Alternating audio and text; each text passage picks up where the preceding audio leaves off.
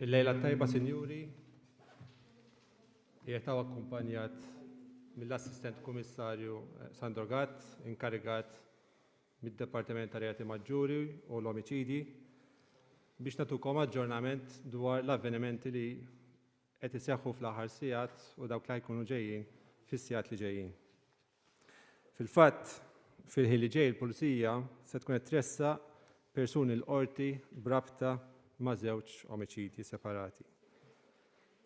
Kif ġa ġie kkomunikat fi stqarrija tal-Korp il-bieraħ filgħaxija, il-Pulizija waslitilha informazzjoni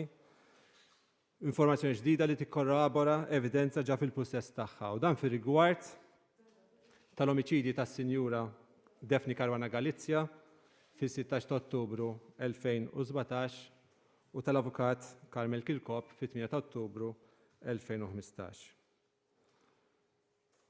L-investigazzjoni tintensifikaw anke fid-dawl li Sur Vincent Muscat ingħata proklama b'rabta mal-qtil ta' Dr. Kirkop. Fid-dawl ta' dan kollu, il-bieraħ il-Pulizija wettqet operazzjoni koordinata mill-iskwadi ta' reati maġġuri u dawk tal-omiċidi assistiti minn uffiċjali mit-taqsima tal-Special Intervention Unit. U f'dawn l-operazzjonijiet il-Pulizija arrestat 3 persuni li dwarhom ġiet fornuta b'mandati ta' arrest u tfittxija.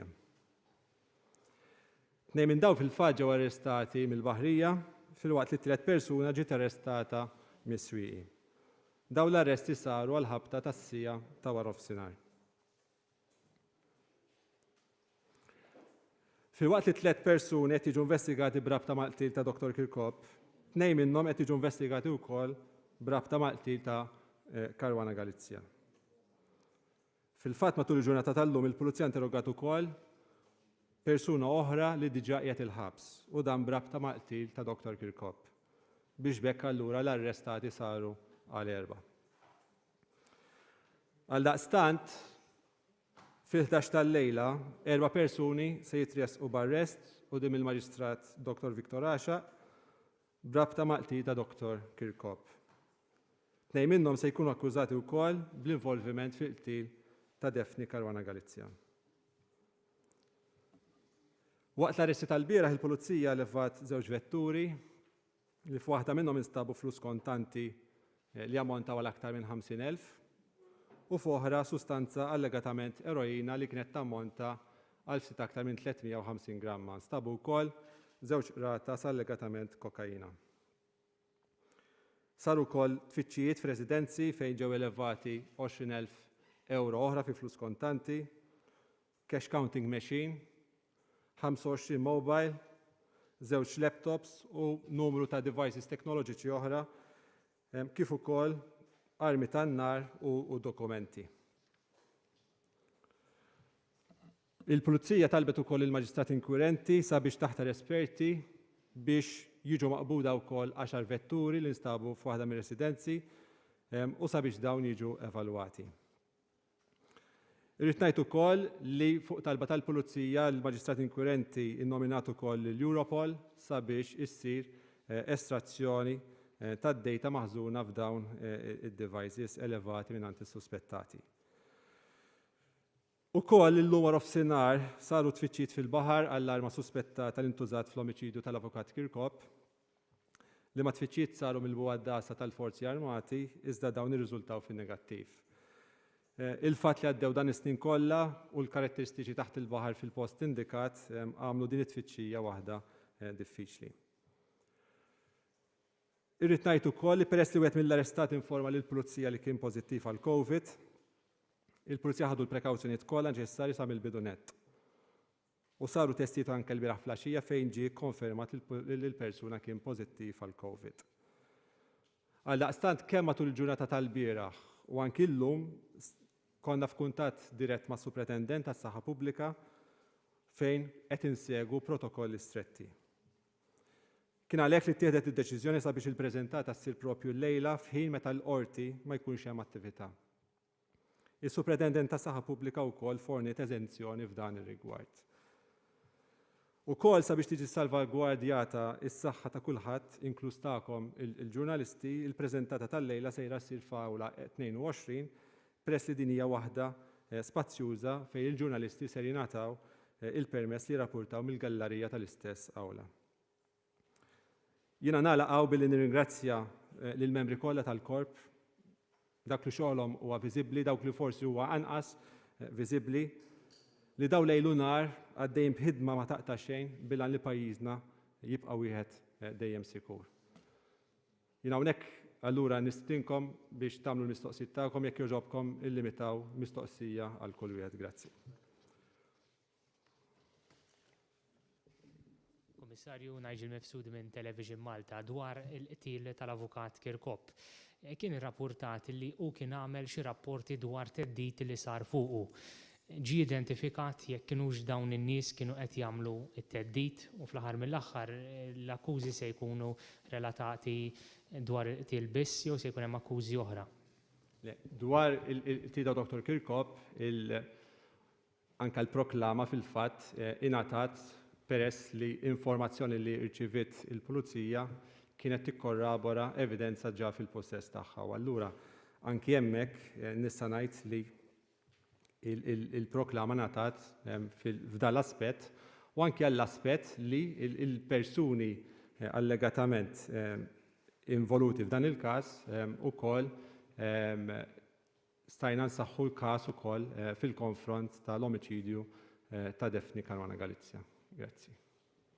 Good afternoon, Claire Farrugia from Times of Malta. So first of all, about the person with COVID, how will this work? Will this person actually be in court this evening and how safe is this? And on the information that you just received from Vincent Muscat, has this led you to reopen other cases apart from that on Dr. Kirkop and Daphne Caruana Galizia? And if so, which cases are being reopened? Thank you. Mela, dwar l-ewwel mistoqsija dwar il-miżuri dwar il-COVID, irrid ngħid li il-persuna iċ-ċertifikat fil-fatt kellu ċertifikat dana ta' klinika privata kien datat 15 ta' frar. Informana wkoll li l-ewwel sintomi ħasshom 3 ijiem qabel u allura id-diskussjonijiet li kellna aħna mas-Superintendent tas-Saħħa Pubblika jindikaw li minkejja kull prekawzjoni li qed nieħdu l-persuna jista' jkun l-iktar infettiv l-ewwel 3 ijiem tiegħu u mbagħad tibqa' l-iktar fis-seħħ sa 10 ijiem wara. Però minkejja dan kollu aħna ħanibqgħu nieħdu l-prekawzjonijiet ħanlibsuh il-biss protettiv u proprju anki l-intgħażlet l-awla 22 għal fatt li hemmhekk huwa post fejn nistgħu nżommu d-distanza neċessarja. Dwar każijiet oħra, irrid ngħid li llum id-Dipartiment l-Korp tal-Pulizija llum għandu dipartiment iffukat fuq omiċidji, anke għandna superintendent inkarigat minn dan il-dipartiment li minn żmien għal ieħor għaddejjin b'review ta' każijiet. Tajjeb, każijiet li ma jkunux solvuti, cold cases allura u ħankunu qegħdin neżaminaw kwalunkwe każ fejn il-Pulizija tista' tasal biex issolvih. Albert Gallia mill-Malta Independent. Sur Kummissarju, fix-xhieda tiegħu Vince Muscat semma l-involviment ta' persuni li kienu jew għadhom parti mill-gvern jew il-kamp politiku u jekk temnux li l-persuni li ġew arrestati huma wkoll involuti fl-inċidenti ta' karozzi bombi li kellna tul dawn l-aħħar 10 snin. Jiena tifhmu li dettalji dwar l-investigazzjonijiet ftit li xejn nista' nagħti li nista' ngħid huwa li brabta mal-każ tal-omiċidju ta' Daphne Caruana Galizia jew brabta ma' xi każ ieħor il-Pulizija sallu m'għandha ebda evidenza li torbot xi politiku ma' dawn il-każijiet. Grazzi. Monika Ġus minn newsbook.com.mt. Mill-investigazzjonijiet sissa, daw it-3 persuni li għadhom ħajtress u xi riżulta li hija l-motivazzjoni tagħhom fl-involviment tal-qtil ta' Kirkop u ta' Daphne Caruana Galizia. Bħala x'kien ir-rwol tagħhom, jekk kienux il-mandanti l-imħuħ jew kienu sensara? Mela, fil-fatt, fir-rigward tal-qtil ta' Caruana Galizia ħankunu qed irresqu persuni b'kompliċità, fil-rigward tal-qtil ta' Carmen Kirkop ħankunu qed irresqu kemm allegatament mandanti kif ukoll allegatament kompliċi fir-reat. Sur Kummissarju, l-ewwel nett tista' tgħid jekk Vince Muscat qed jingħata sigurtà 24/7 just in case u t-tieni daw tal-maksar daw Robert Wade Naġus kienu magħrufin sew mal-pulizija anke mal-pubbliku kienu diversi artikli miktubin fuqhom però qatt ma ġew arrestati qabel illum. Għalfej domtu daqstant biex tarrestawhom u taħseb li kieku aġġexejtu iktar kmieni taħseb li Daphne kienet tkun għadha magħna? Mela, dwar is-sigurtà ta' Vince Muscat, ovvjament jiena bħala Kummissarju tal-Pulizija kont f'kuntatt mad-direttur tal-faċilità korrettiva u hemmhekk aċċertani li qed jieħu l-miżuri neċessarji. Dwar it-tieni mistoqsija tiegħek, jien ġieli kelli l-opportunità nispjega d-differenza bejn intelligence u evidence. Tajjeb, intom il-ġurnalisti li tirrappurtaw mill-qorti partikolarment tafu biżżejjed li biex il-pulizija tmexxi każ fil-qorti irid ikollha evidenza. U mhux biss li jkollha evidenza, imma li jkollha evidenza li tista' tipprova każ mingħajr ebda dubju. Tajjeb, u allura il-pulizija ilha sa mill-2017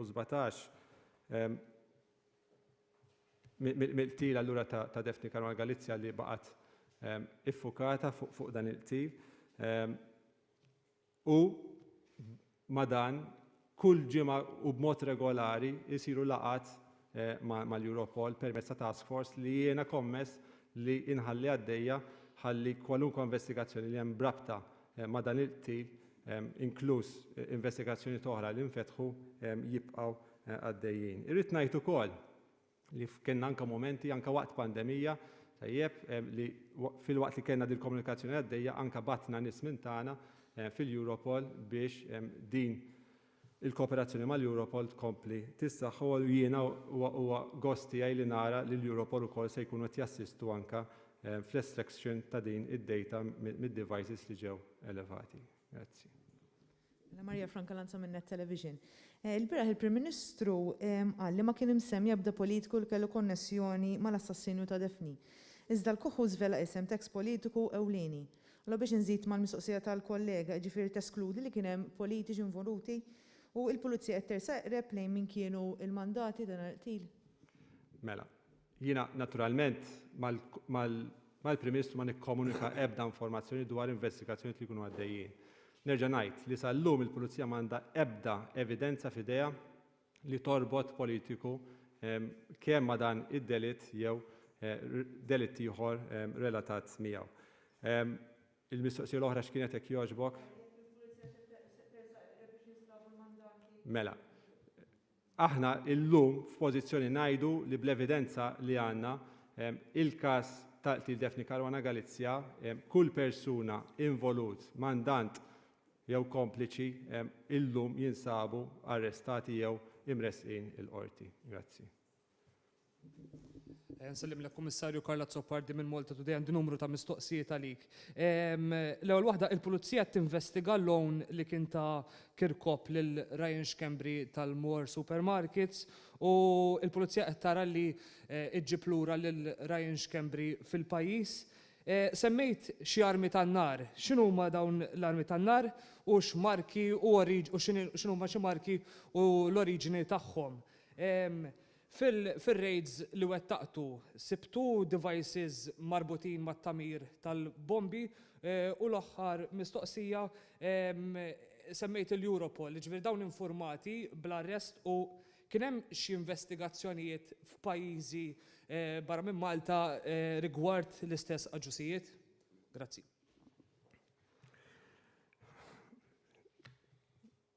Għattilkom mistoqsija waħda għamilt li xi 10, nipprova nwieġibhom.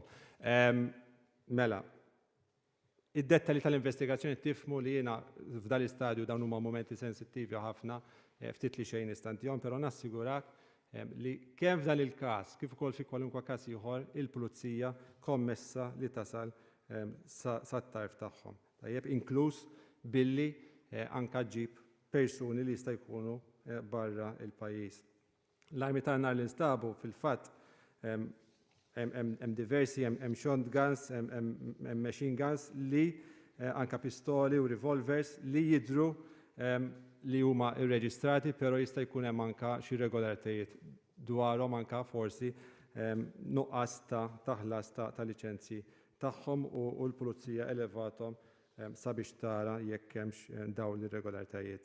Ma jidhirx u m'iniex infurmat li nstabu tamir dwar bombi u iva l-Europol jien għattilkom il-Europol hija l-extended arm tal-pulizija f'dawn l-investigazzjonijiet u naturalment kien hemm koordinament ukoll mal-Europol f'dan ir-rigward.